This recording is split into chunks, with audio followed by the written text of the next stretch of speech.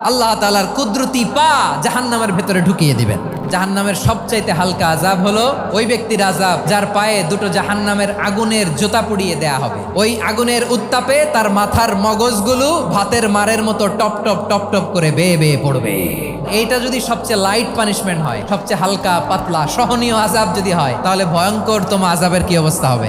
জাহান্নামের অবস্থা এত ভয়ঙ্কর হবে, জাহান্নামের ভেতরে লক্ষ লক্ষ কোটি কোটি কাফির মুশরিককে দেওয়ার পরেও জাহান্নাম বলবে হালমিম মাজিদ, আরো আছে নাকি, আরো দাও, আমার ক্ষুধা নিবারণ হয় নাই।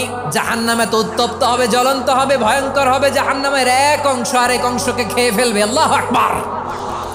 জাহান্নামের রক্ষী ফেরেশতারা কি করবে তারা নিজেরাও বুঝতে পারবে না। কোনো কিছুতেই যখন জাহান্নামকে শান্ত করা যায় না, আল্লাহ তাআলা তার কুদরতি পা জাহান্নামে ঢুকিয়ে দিবেন। দেওয়ার সাথে সাথে জাহান্নাম থেকে আওয়াজ আসবে, কাত বিইজ্জাতিকা ওয়া বিকারামিকা, আল্লাহ আপনার ইজ্জতের কসম, যথেষ্ট হয়েছে, আর লাগবে না। সুবহানাল্লাহ বলেন।